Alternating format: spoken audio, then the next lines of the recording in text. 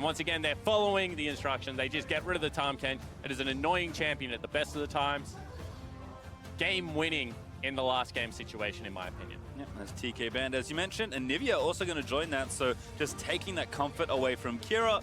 Gambit continue with their trend of banning Aatrox in every game so far, I believe. They have banned Aatrox and Urgot themselves, but did get it on blue side in the last game, but have to think that with that not true, Urgot is once again going to be banned. Yeah, and sure, you know, having to ban Tahm Kench and Nivea opens up the Scion and the Gragas, but really, they weren't the most impactful. As long as this remains a Taliyah ban, I think that Cloud9 are absolutely fine with how this works out. And actually, it's not going to. So now you give a lot of priority back to Diamond in this draft. And Diamond, like we said, playing well. Lost like 5 to 6 or maybe even 7 picks in that draft, given how many bans were thrown toward the jungle. Will now have a lot more options opened up to him as Gambit consider their final ban in this first phase. Yeah, well, with Diamond, I mean, they banned 3 first round, 2 on the side of Cloud9, 1 on the side of Gambit because they took off the Nocturne. Then he had another 2 in the next round, and Kindred got picked away. So he was forced very far down the tier list. Okay! With Alistar banned, Cloud9 snap off the Thresh for Zeyzal. Yeah, that's a confident pick right there. Zeyzal's played a couple of games of it already. I thought it looked okay in the team fights, to be honest. Laning phase still a little bit hit and miss. Wasn't able to really land many hooks, but I think that a pick that allows Sneaky to play up in lane. Sneaky played Draven with it once, and they had a lot of good mids priority when they rotated him into that lane. Certainly can work out for Zeyzal here, but once again, this is a rookie in a tough situation, 1-1 at a World Play-ins. Once again, you do not want to go down 2-1 here if you were Cloud9. So pressure on the young man. Yeah, also on a champion where the burden of execution is very high. So not only are you given this first pick to try and make something happen, but you need to play exceptionally well to perform on the champion. Gambit, though, on the other side, will react by taking a support. They actually grab Rakan, and they do get the Scion there for Stayhouse. So the Taliyah that they may want could potentially be stolen away here, but we'll see what Cloud9 do want to take for picks 2 and 3. And that would be a statement if they go back to the Draven. Really, only things like the Xayah, like the Kai'Sa up and available here. Potentially they can take the Ashe into the matchup, but Draven just bullies out those short-range 80 carries. See whether they couple it with more of a supportive mid laner or whether this is the game where they put Licorice on a take and Jensen and Sneaky get to play their carries. Well, we'll see here. It's a Singed hover here from Jensen. Actually a lock-in as well. Licorice continuing to show picks here up against Stayhouse. And that's really interesting. I would like to see him actually play Taliyah. He goes with the Gragas. The reason I was going to say Taliyah is because when you have something like a Draven, obviously Lantern can save him, but Taliyah wall into the Battle Dance combo from Edward in this situation is going to be pretty difficult for Sneaky to deal with late game. It just cuts off all routes of retreat. In saying that, talk a little bit of the Singed versus Scion matchup. Singed is going to get to the point where he picks up 3 Dark Seals and just proxy farms. He's going to be pretty obnoxious to deal with. And it's going to shorten the windows that Stayhouse has to join things like the bottom lane with the Scion ultimate. Going to put big pressure on the turret early on in the game as well. So I like this out of Licorice. Singed versus tanks historically has always been a pretty good matchup. And having something here, whilst Mark said, you know, don't show anything new, can be another tool if people are going to blind pick tanks versus Licorice. Well, Gambit ban Olaf and Aurelia here, taking some picks out of the jungle and mid lane. Xayah there banned for Cloud9, kind of get the luxury of banning away here in this phase to Nilotic, another 80 carry. And we'll see if they even pick on him again with this ban or fancy something else, as they've got 10 seconds to make their final ban selection for this game. You would expect this to just be the 80 carry pickup right now for Lotic. Guarantee Kibra counter pick one more time. You can see they are very aware of the Assassin champion pool that Jensen brings if Svenskeren is playing. So I still expect this to be something like a Kai'Sa, like an Ashe. I mean, if they want to go really defensive, they can go Ezreal, but potentially like damage. I'm just trying to figure out what's going on with that Ziggs ban, but we'll brush over it for now. Lotic is going to go back to Lucian. Not a huge fan, Pastry. Okay, why not Spawn? I think that Lucian, similar range is what the Draven is going to bring to the table. Does have windows where he can go aggressive, but has to push forward to be able to do so, and should set up plays where, you know, off the standard side, Zeyzal is able to lock him down and take him out. Also think in the team fight, going to have a very difficult job of dealing with the Singed. Singed's just going to run at him, and he's not going to have anywhere to go. Grounded as a Lucian player is a big pain in the bum. And only a couple of champions bring grounded to Summoner's Rift, and the fact that, you know, one of them is going to be that Singed is, you know, annoying. Well, we'll see what Cloud9 finish off their draft with, but I did a little bit of quick homework there on the Ziggs. Respect to Cloud9 for doing their research. 4 plays and 4 wins for Kira on the year with that pick, so clearly something they've seen already. Cloud9, though, finish off with 2 globals, one from the jungle in Sven's Talia, and a Rise there for Jensen once more for the very safe blind pick mid. Yeah, and whilst it's only 1.5 seconds at its empowered max, that is still going to be a pretty free gank for Sven in the mid lane. This is a duo that can put extreme pressure on Kira and will ensure that Diamond probably once again has to play around the lane. Saying that takes a pretty good matchup in the Galio, and they now have a massive wombo comp, I think is a fair statement to make. Agreed, and Gambit, unsurprisingly, are drafting to just pile in and win the big 5-on-5 team fights. Cloud9 perhaps with a bit more finesse, but a ton of lane pressure they can apply all across the map. But I think maybe falling back a little bit more to something that is more standard for them. So we'll see what can Sven get done on this aggressive early game jungler, and can Cloud9 with maybe going back a little bit more to what they've shown already in the tournament. Again, both these teams are looking for the same thing, a win and a smooth game. And really, when we have a look at this, both of the teams are only going to get a couple of mistakes. Because when you play 1-3-1, you know, Rise as well as Singed want to push out side lanes before collapsing mid or taking down turrets. Versus team fight, if the 1-3-1 gets ahead, you just answer side waves the whole time. And you never get to group up, you never get to use that wombo combo. If you do and you miss execute, you lose so much on the map and you just continue to fall behind. At the same time, if you're the 1-3-1 comp versus the team fighting composition, and someone dies and they're able to force it down mid lane, they're able to take turrets, your comp isn't structured to deal with these big team fights, you know, maybe Sneaky gets caught out, then this becomes impossible to defend objectives for Cloud9. So both of these teams going to really try and dictate the way they want to play, enforce their will on the game. And I think so far we've seen is that when Gambit have the, you know, initiative to be able to make their proactive play, they're going to throw it. It's just about whether it lands. Well, we'll have to see. And of course, with Sven back in the lineup with a more aggressive pick, what does the early game look like now? Because you said it already, if the early game is somehow worse, then we have more problems that we'll have to think about later. But Gambit have struggled in the first 15 minutes of the series so far. And you can't have another bad early game if you're Kira. I mean, whilst he technically can, this time around... absolutely can. Yeah, this time around he is going up against a Rise Talia. And if you fall behind as a Galio in this situation, they are just going to continue to pick on you. We'll see if Kira can weather what could be quite the storm. Something that a lot of people were talking about when Sven first moved to Cloud9 was how potent the duo could be.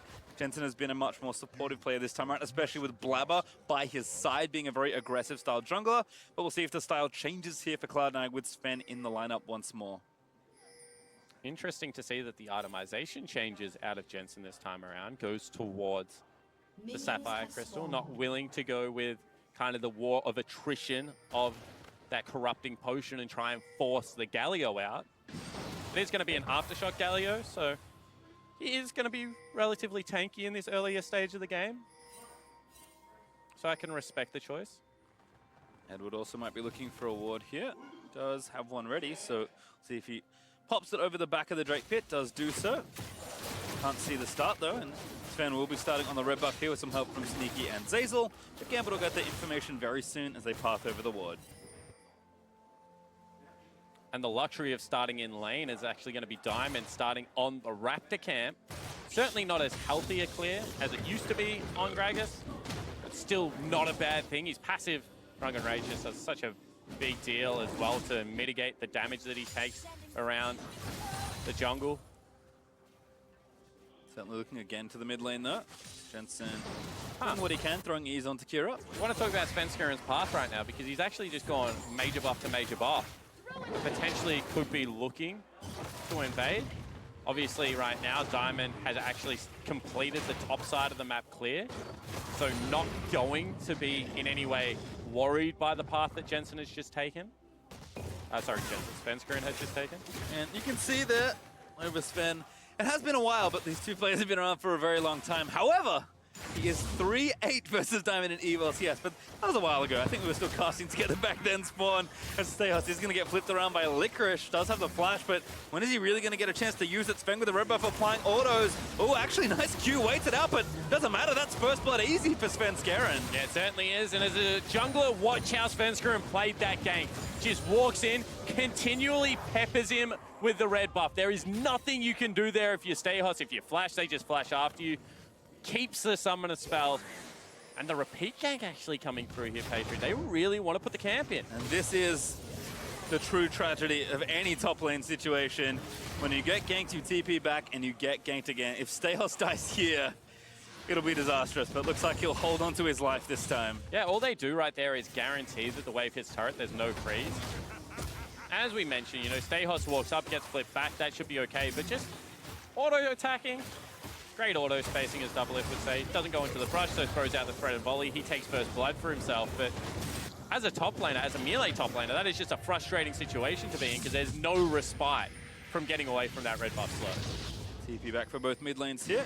TS looking nice and even, but tier already finished for Jensen as Kira invests in some early magic resist. Gonna need it, given how much harass he's expecting to take. As you can see, Jensen happy to throw spells when he can. Diamond, though, clearing right side squad or level 4 with both buffs. Might look for something here in mid lane. Galio is very good on the gank assist. Can also get in behind bottom if he wants to. Wrestling down here. Getting in there. Ooh, Flay, not quite enough to get Sneaky out of there. So he gets ignited. He will live, but they do get 2 summoners for their trouble. Yeah, Flash Auto probably would have taken down Sneaky there, however. Not going to be the case. You can see that they value the summoner spell on Edward, who used his flash in game 1 as the Alistar, then got repetitively ganked. And I said I'm not a massive fan of this lane, but if you match sides with the Draven dash forward, nothing really that Zeyzal could do there. Didn't go aggressive. Krish, flips Kira around. The Jamastosis bus still there, and that's an easy pick-off. Instant flash E from Diamond Proxy, and he just picks it up. Yeah, it certainly is, and given the fact that they got him immediately, that Diamond was willing to use the summoner spell, they don't really lose anything mid lane either. So heads up play. It's only bad to chase the Singed if you chase him forever. If you get him immediately, that's just a good play coming out. No teleport going to be there. Gives Stehos another reset top side of the map as well. Fickle caster creep. Blocks Jensen's incoming Q. Kira counters a taunt. He is out of mana, so it's time to go back home. Jensen looking low as well, but with the tier, should be able to clear out a little bit more. Sneaky has returned with his life in the bot lane, but we're may have to play a little bit more respectfully with no summoners available. Yeah, Kira has this weird habit where he just hits recall in lane and doesn't walk back to the turret. You can see that Jensen walks past the wave, drags it back, kind of stops a recall as well as gets a mini freeze at the same time on your mini map. See whether Logic continues his pressure in the bottom lane. Both ADs looking pretty feisty with 2 longswords everywhere. Grounded not quite there, but the flip is good from Stehos. Sven starting to chain gank the top side of the map. Does have his flash, but he's going to make him use it. W was lined up well. Stehos finally burnt his cooldown. Yeah, and I think I know the message that Reaper gave Svenskeren before he came into this game, and it was gank the heck out of top lane. Nice play from Zeyzal, but still Logic with a good bit of damage. Edward looking for the knock-up. Little too far forward. He got ignited. That's a kill for Sneaky. And grounded again. Flip over the top, and Stehos this time with no summoner will fall once again as Licorice able to grab that kill. Pops his ult, he ding 6 as Stehos is flipped away by Svenskeren, and the camp is starting to really hurt this top side. Yeah, I mean, that's a luxury hotel at this stage of the game. Hook goes out, doesn't land on Logic in the bottom lane, but really Svenskeren has spent so much time up top sending postcards to the other areas of the map, but really just punishing Stehos up here. Already turret at half health, and we said that this was going to be a tough matchup regardless. Well, I think it's going to be even more difficult now you're this far behind. Yep, Licorice about 15 CS ahead as he backs off. Also Spellbook, which I didn't notice from before, so has an Ignite ready for the next exchange. And once again, as soon as Zeyzal goes aggressive onto Edward, isn't matching sides with Logic, that means Logic can dash forward, and they get a nice trade here. However, they can't continue it, and then dashes into turret range one more time. Hate to see it. And then a Singe Classic, the flash flip. And that's one of the easier pickups that Sven will have had as he debuts here in Worlds 2018 for Cloud9. And so far, Sven's early games looks really good pastry time. We mentioned he's clear, you know, a little bit different. But got to top lane, I think, much quicker than what Stayhos would have expected him to be able to do. And assured that top lane is winning, because this time around, you know, with the Galio, they have managed to neutralize mid lane. Jensen not generating as big a CS lead as he was in other games. In fact, you know, only 2 at this stage, so credit to Kira. But the rest of the map getting much worse across the board. Yeah, bottom lane has been kind of a battle back and forth, but Edward's mishap does give Sneaky that early BF sword, so we have to think that, as expected, but even more so now, Draven Thresh will have the advantage in the 2v2. Jensen just, hanging around. Good flash taunt by Kira into the Justice Punch. Diamond looking for the knockback, but Jensen flashes instantly. Yeah, and I mean, you got to really credit Kira there for getting the Summoner spell out, because this stage of the game, Flash Body Slam, about to become up and available with cast, is probably going to mean a kill. No boots 2 yet picked up for Jensen.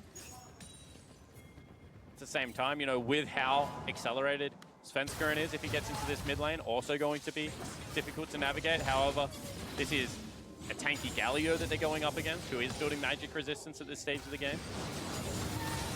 And I think that right now, all Cloud9 need to focus on is protracting this laning phase, making sure that their split pushes are ready to go when it's up and running, and, you know, stack up Sneaky's Adoration stacks, because Draven's quite a good pick to play against Gambit when you think about it. They will give you kills, they will go for over-aggressive plays, and really Sneaky has punished that already to the tune of a kill. Will only get worse as that stacks up throughout the game. Bot side 2v2 going to start off. Sneaky, though, taking damage from Lodic. I think Zeyzal should stop hooking the support. If he holds that for when the dash in is there, is now top lane. 2v2 brewing, knock up there onto Licorice, but they are going to dive in onto Stayhos. Still Diamond, he's going to move in, but Licorice running around, he's got the ulti procced away, and now he's going to try and catch this wave. Kira here as well, though. Going to be a quick 3v2 for Gambit in just a second. Massive miscommunication coming out. Oh yeah, they're actually going topside, but Sven just gets out of there. He's forced a flash, but that means Licorice can walk out very easily. Yeah, Stayhos looked like he wanted to go in, hesitated. Kira left, tried to chase a Singed. All of a sudden, they lost everywhere, not able to get anything with the first 2 ultimates out of the Scion and the Galio. And meanwhile, mid lane, Jensen's just sitting there auto-attacking a turret. He hasn't even tried to rotate up throughout it. So Gambit one more time, hesitating on the play and get punished. Gonna force Kira's TP as well. Goes mid to try and protect that turret. And another TP topside. Gambit losing options here on the map. C9 just walk in and walk out top lane. Now really all they have is bottom lane. Every ultimate used elsewhere. Sven is also tracking down there, has the Weaver's Wall, but Diamond first to the punch. If they are able to get the ultimate out of Edward onto Zeyzal, they can make this work. And Cloud9 have to know, though, that they've already tried it twice in the other sections. Have to think they're coming now. Diamond, though, being patient, going to wait in the brush that there is no vision for right now for Cloud9. Lodic again, now they know. Edward looking for the play, but he doesn't quite grab it. Gets a flash out, that's very nicely done, but he went so early that he didn't wait for that. I actually think he could have probably just run towards Sneaky with the increased movement speed, nearly guaranteed the Summoner then battle danced after him, but still got to applaud them for the proactive play. That was the last one left available on the map at that stage. Not able to cash into the maximum, but Draven without flash can be repeat ganked, especially given the fact that both Edward and Diamond still have their flashes available. And we'll need to look for, again, the Gambit bot lane to get something going as Diamond continues to find big involvements for the side. Kira also picking up blue buff, so he's going to walk back around, and despite the fact that Jensen is even in CS, it feels like Kira is losing the wave clear battle. That might be evened up for a little bit now that Kira has blue, but even when Kira leaves the lane, you saw what happened. Forced to burn TP to get back to the lane. If Kira can't get involved in good engages for Gambit, they really struggle in the mid game. And that's what it's going to come down to, Pastry. Right now, Kira, even though he's losing that mid wave battle, he's not getting first access to it. Jensen's pushing him in. If there's ever a fight in this area that he can just ultimate to, obviously he doesn't have to Oh, what a beautiful combo by Cloud9. And that time it was the correct decision to hook the Rakan. Able to just set him up beautifully for the flick. Jungle item completed. Another stack going over to Sven. Oh, hello. Another one there. Oh, flick didn't quite land. Should have flamed the other way perhaps this time. And at least burns the summer now. The Ignite plus the Whirling Death does gift Zeyzal the kill. And beautifully played out of C9, just everywhere now. Top lane winning massively. They translate that into some mid lane pressure, attack bottom lane, and now they've cracked the map wide open. Yep, had it wrong all along. Sneaky calculated that ulti as they do pick off the jungler. That's probably going to mean bot tower goes down as well, so C9 will give even more gold to the Draven. Sneaky one last auto, Lantern's there. Oh no, can't click it when you're charmed. Sneaky shutdown, Greed's out for a turret. They were taking the dragon simultaneously. Generally, two objectives at the same time can be a risky idea. That could give over, you know, that advantage that Sneaky was just able to pick up in the form of a turret back to the bottom lane if they continue to push in here. In saying that, Cloud9 making the first move everywhere, really. The game's being played to their pace, and we said that that was one of the objectives that Gambit probably needed to look for. Jensen in trouble. Combo there by Kira, but he's kind of out of CC. Here's Sven Scaring to force them away, but Steos and Diamond looking for the wrap around. They actually grab Sven with the ulti, but Steos now kiting around to Sven. Protected under his turret, a TP in for Licorice, who just cancels and continues sieging top lane. And once again, it looked like a miscommunication. Diamond actually just ulted Sven out of the ultimate of Steos. Saved him a lot of damage there. Steos was just stuck underneath the turret, couldn't really do anything. That means that Licorice now just gets to take top lane turret for free. And both members of C9 just walk away. And it's been unacceptably messy for Gambit in this early game, which is not what we wanted to see as they look to shore it up. And Cloud9 feeling pretty far in control, up 4,000 gold as Licorice did take the top out of turret. And I just do want to go back to Champions League, because I think if you swap this matchup for Diamond, if he's the person playing the Taliyah, as he's in trouble. Ignite dead. I don't know what he was doing. He died, unfortunately for him, so we may never find out as Edward does get himself away. Zeyzal's box not up quite soon enough, and Edward lives this time. Goes back for the ward, round two pastry. Oh. Mind gamed him. Hit in the corner. Still, mid-turret getting sieged, so I'll have to take it. Sven, going in, going too far in. What on earth was that wall? He didn't want to get on the wall, Pastry. He wanted to use it to cut off the wave clear that was coming through the jungle. Instead, he jumps on top of the wall. You know, the old man hands strike again. Where's the young kid Blabber willing to take over the keyboard? I don't know about that, because the only way that happens if you tap the R button too many times is Taliyah. If he's slower on the mechanics, that should be easier to not have that happen. All right. Just press it once and AFK. I'm trying to give him an out, but if you want to just do him like that, that's fine. Hook once again on. Alrighty, that might be a kill to Edward. Pops the quickness. There is Kira with the ulti. Run Sneaky gets knocked up, but still safe enough. And unfortunately for Gambit right now, nothing is just going their way. You know, that is an ultimate burnt from Kira, from Edward, in return for a very nicely timed hook coming out of Zeyzal. They're just trying to fight for vision where they don't have numbers, where they don't have strength, and the experience of Cloud9 is just starting to punish them.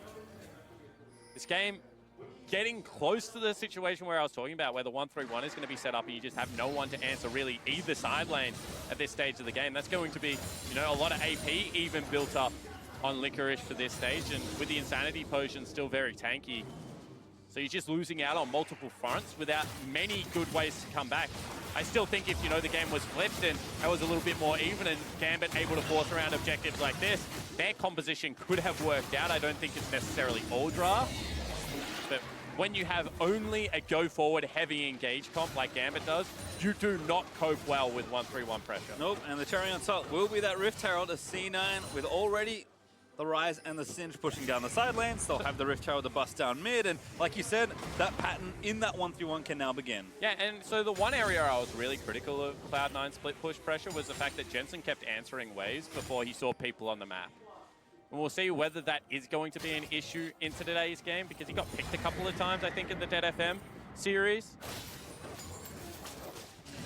Shelly, though, ready to rampage here in the mid lane. Gets distracted by Custer Creep, but more than enough there as Sneaky delivers the last two axes, and Cloud9 do fill the outer ring nice and cleanly. And there's Jensen, his team pushes in a wave, he sees where they are, and now he starts assaulting the minions. And all in this game, all he really needs to see is 3 members, because in a 2v1, unless it's probably Logic and Edward, he will be able to just withstand the initial damage and then run his way to safety. Has got the Merc Treads, is a pretty quick rise with that Phase Rush, so I don't think he's all concerned about, you know, a couple of members. But in saying that, probably does want to play this one nice and safely. I think that an area that they keep saying is that they want to feel like they're in more control of their mid game when they do have an advantage. They want to be able to prove that they can play that well thought out game plan and not make the unforced errors that maybe they've been making through the play-in group stages. Now would be as good a time as any to show that. See how it goes here. Mountain Drake up in a minute 20. Not bad when you're trying to push all three lanes. And Zeyzal and Sneaky just hanging out in the mid lane, getting the pressure started and stacking it up. Stayos is camping with a 2-level disadvantage in a lane. He gets exhausted by the spellbook Singe. And nice ult. Doesn't get himself flipped, but still forces a cooldown. And he just didn't know where anyone else was on the map. You know, maybe Talia is rotating down to that play because they have no vision on the top side of the map, where Svenskeren currently is. And as a Talia, this is your job at this stage of the game. So when you play 1-3-1, a lot of junglers start invading pretty heavily into, you know, the forest, but you shouldn't be doing that. You should be hard clearing your camps while your bottom lane is reset, and then sitting near them to stop the hard engage, because he has tools like the Weaver's Wall, like the Flick to disengage the fight. And then if they go over aggressive, obviously he has a lot of damage to be able to punish that. So I think that right now Sven, showing his class, showing that he can slow the pace of the game down, does know his role in this situation, is able to execute upon that. I think Cloud9, that is certainly one of the reasons you bring in a veteran like Svenskeren. Just bring, again, a little bit more stability and a little bit more calm into the team. Flabber, for how strong he is as an individual mechanical player, is extremely hot-headed as a rookie jungler. So again, you bring in the man that can calm things down, that has a ton of experience in high-pressure situations, and Cloud9 calmly going to move themselves down to this Mountain Drake. And this is a stage of the game where, you know, you love being sneaky, because all you've done for the last couple of minutes is catch mid lane waves. You're just stacking up that adoration passive. You know that eventually they are going to have to force a play, something like a Baron fight, where they try and 5v5, you know, maybe they force mid lane, and you hope that it's an overreach. You hope that you're able to punish it through a kill. Maybe then you cash in. Maybe it's just the wave clear satisfaction, but I think Rise in the situation feels pretty good. All you really have to do is look at your minimap and throw spells at the incoming minions. And well, the ideal situation now for C9 is that they play PvE the rest of the game. They go in. Yep, Lantern's there, but the CC chain not quite long enough. Still, though, Logic is able to find the damage. Yeah, and the difference this time is Sven wasn't there. They had him cleaning out his jungle camps. Jensen had just left to rotate towards the top side of the map, so instead they take the kill. They force with the summoner spells, and they're looking for a turret. Yeah, they also TP in. Oh. Gambit very committed to this play. Zeyzal too far forward. That's a rookie error as he does flash his way out to safety. And this time it isn't the ones, but it's the mid lane group that gets caught out, gets caught napping, gets forced upon and gets taken down. They burn the teleport looking for another play, and they also get the summoner spells out of Zeyzal. So Gambit showing that they know that there are only windows for them to play around. Want to take a look at this. You can see right now, Svenskeren has called that he is taking Wolf Camp. They haven't backed away. They get flashed upon, they get blown up. Just an unforced error coming out of the C9 lineup, and a couple more of them, and all of a sudden the team fight comp back online. Instead, Sneaky will come off the respawn and move himself back towards the mid lane. All those adoration stacks pace. I know! Yeah, think about them. That was so much gold. Hate to see it. They're still 5,000 gold up. That's a lot of gold as well. I'm still thinking about the stacks. Fans can be so fickle sometimes, you know? 1 minute they love you, the next play you're dead, and half of them have somehow gone away. C9 invade the jungle to get the red buff onto Sven. So again, continuing to apply pressure and get vision, important in any sort of tri-lane pushing situation. See if Cloud9 can clean up some of this, as Stayos has found himself in a spot of bother as Sven. He got fight at the wall. All right, getting flipped around, can't even flash out to maybe the river where it could be safe, and Licorice does most of the work himself, but Sven, nice assist. Hooks on. Hook off. The new Karate Kid. However, at the same time, I mean, that's a really nice game coming out of Sven. They had rotated all their pressure up. You can see that Stayos thought he was safe to push that wave down, but with the Rylai's, with this burning face, with the Leandry's Torment, Licorice just does so much damage already that if any kind of, you know, CC is applied, a little bit more damage comes. That's an easy kill to pick up, even though that this is the Abyssal Mask into, you know, more magic resistance from that Stone Plate going to come out eventually. And Stejos has just had a horrible game 3. He's been picked on from start to finish. Yep, again, almost a nice bait of the sign pick here by Cloud9 as Jensen still fighting Kira, but Sven this time is in the right spot. The 2v2 has started, but Kira's almost dead before it starts. Zazel looking for the hook, but he does miss as Diamond low enough as Kira will also charge in, but Sneaky able to clean him up as Cloud9 collapse. This time, Gambit, they tried to find the play, but it's Cloud9 that will make them pay. What a fight out of Cloud9 one more time. Jensen is not worried about the 2v1, runs in blindly, able to bait even more members to continue. And 22 minutes in, this one looks a lot more like game number 1. They're going to take the Baron. They'll wander in, they'll take the Baron at around the same time frame. And we talked about it, the Mountain Drake, the Baron. Sim starting to win his side lane. All these things point to just making it harder and harder for Gambit to stop the incoming tide. And you got to feel sorry for Diamond here because he thinks that he's got the body slam in, but he does so much damage to himself, dashing through the pebbles, and a very nice flash out of Svenska and gets him to safety. Meanwhile, Jensen just can't go down. Movement speed, so good at being able to get you out of those tricky situations, and the collapse is completed. You can see Diamond not very happy with how that play worked out, but I mean, when you're 5,000 gold behind already, you've got to throw some plays with a team fight comp. You can't allow your team to get forced off that many objectives, and they went for it. Didn't work, now they're 9,000 gold behind. Cena looking to close this game in quick order. And perhaps one of the most frustrating ways to lose as well. It sucks to get 1-3-1. Svenskeren just peppering rocks over the top, poking Gambit members. Down the side actually hits Stejos, but not enough follow-up to try and extend. Still, Jensen, though, with double Baron cannons, is hammering this mid lane outer turret. And you see, they're just throwing skill shots at them. They know that the wave clear is lacking. As long as they protect these 2 cannon creeps, the turret will eventually fall down, and they've caught a fish. Hook on Kira! But again, charging in, Edward trying to find something as Sneaky needs to cut his way out of there. They do grab one, Licorice falls in the front line, but Gambit don't really have enough follow-up here. As Jensen still charging through Whirling Death, barely able to attack Stejos, but it's Rise that finds the final spells to seal his death. And a trade C9 will take, they've still got Baron, they'll bust down mid-turret, they'll take the inhib as well.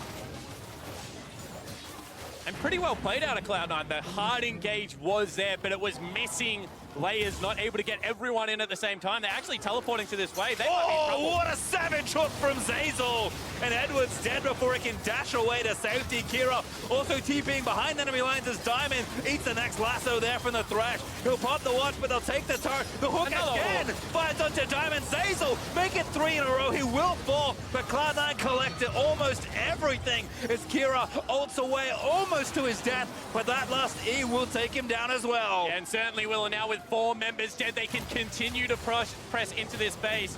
Stejos going to try and come back up and available and slow this down. The Cloud9 could potentially look to end here. You said it already, Spawn, when you start to get beaten in 1-3-1, your mistakes just amplify. Gambit fall exponentially further behind in this game, and C9 are looking to open up this Nexus and give themselves the win. They take 1 turret, they will back away for now, but Gambit are woefully far behind. Yeah, they certainly are, and pretty disciplined play. As Licorice was in the mid lane, could have walked another creep wave up there. Instead, they decide to just back away. They know they're in such a commanding position. 14,000 gold in the lead right now. And the mid 2v2 has just gone terrifically well. Jensen once again holding his own, 6-0-2 on this Rise. But really it has been Svenska and Zazel starting up these plays. The first hook, as you mentioned, that's pretty dirty. But the second one to continue the pressure, to pull him through the pebbles. And then there's a third pastry time. Just has Diamond on a rope right now. Could not go anywhere. Eventually did fall down, but I mean, at that stage, job well done. I think more than enough value accrued for that death.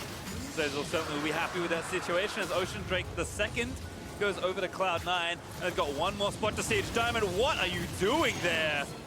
To be fair, this time he did dodge the hook. Just couldn't Still ultimately fell out. or the Rise route, which is literally undodgeable. And with no jungler, you know, without that cast to start up a fight, even if you did start one up, you're 15,000 gold behind. No real good plays on the map to be right now if you are a Gambit. Well, Stejos and Edward can maybe make it happen, but I'm going to call the chances extremely unlikely as Cloud9 will take down inhibitor number 3. They're just walking it in here to finish off this third game and push themselves to 1 game away from match point. Edward, he tries to do what he can, but he explodes to Sneaky in the front side of the fight. Kira with a good set of taunts, but they just don't have enough to do much of anything. Draven, a double cash in as Sneaky withdraws from the ATM of 2 members of Gambit. The Nexus exposed. Diamond Prox explodes one more time, and Sneaky finishes with a triple kill flourish as Cloud9 will camp the mountain and take themselves to match point versus Gambit. And you got to say a much better performance out of Cloud9 this time around. The change up in the junglers certainly did its job. Camp Licorice's lane, get him a huge advantage, make him untouchable in the side lane, then join the 1-3-1. And Gambit now very firmly placed on the back foot because that